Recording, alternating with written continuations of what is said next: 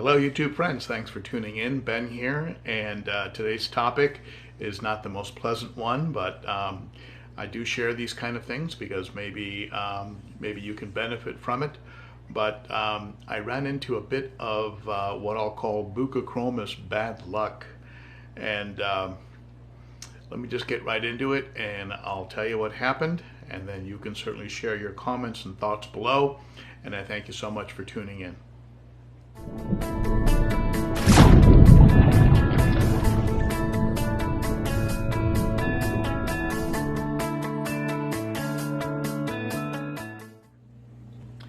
Well, as you know, if you watch my videos, I recently did a change to the tank where I started to tuck some of the equipment behind the Universal Rocks 3D background.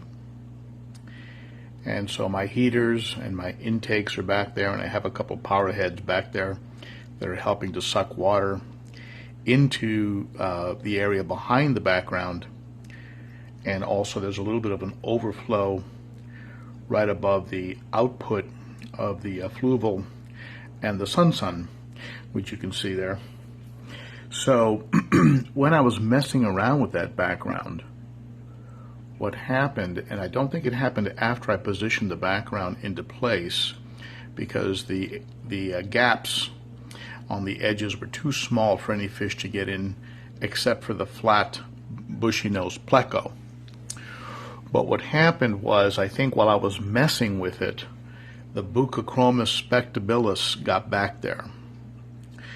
And it's funny because that night I went to sleep. While I was falling asleep, I thought to myself, wait a minute, did I see the bucco spectabilis, or was that fish missing? I had a sort of a dim thought as I was falling asleep. And the next morning I looked for him. I couldn't see him. I used a flashlight and I moved the light fixtures so that I could see clearly in the back, and I couldn't see him anywhere back there. I just assumed that somehow he had managed to jump and fall out through the back of the tank, through the one area where he could actually escape. And so I started moving filters around, canisters around, equipment around underneath the tank. Didn't find him, and it was only after I pulled the background away from the back did I find him back there, dead and bloated.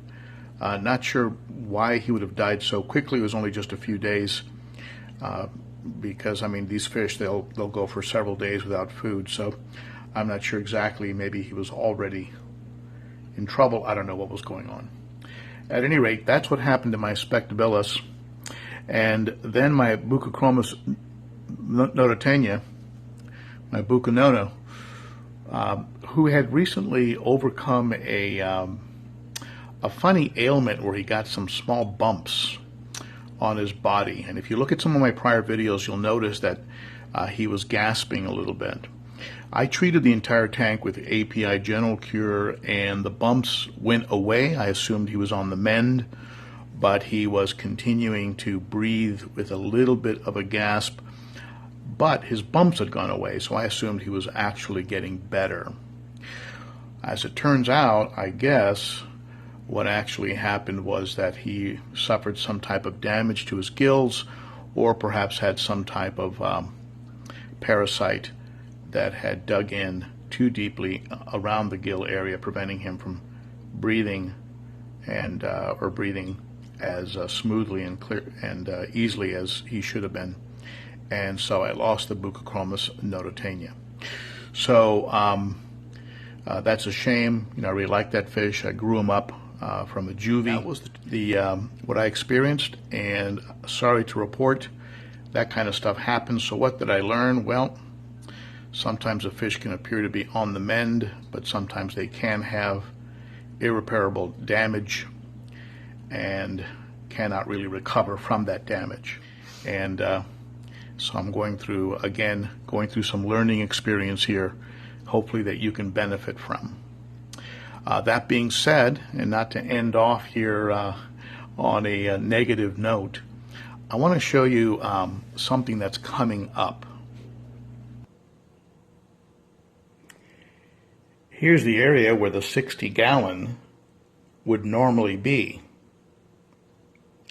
I was able to negotiate a deal with my beautiful wife in exchange for painting this wall, which I've started there on the left side.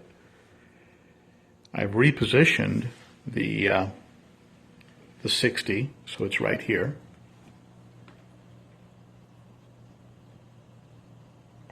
You can see everybody's doing well there. So the question becomes, what is going to be going in this spot here? And for that, my friends, you will have to stay tuned.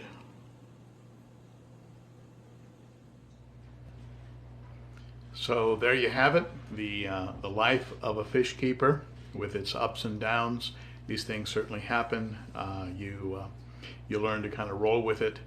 And the good news is that I do have a lot of projects in the works. The tank behind me, of course, will be going through some more changes, and I appreciate you kind of going along on this journey with me. And of course, I'll have a little bit of a tank unveiling in the very, very near future that I hope you can tune in for.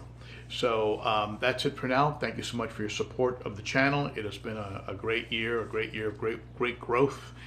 Great growth in the channel, and all of you are very appreciated for the support you give the channel and for the continual positive comments that I see on a very regular basis under my videos. So as always, please comment, share, and rate and all that good stuff, and be sure to visit on Instagram at ben.o.cichlid, and also on Facebook at the Facebook group ben.o.cichlid. And if you'd like to subscribe, just hit on that button that's going to appear right here. Okay? So thank you so much, folks. You are greatly appreciated, as you know, and I appreciate you tuning in. Bye-bye.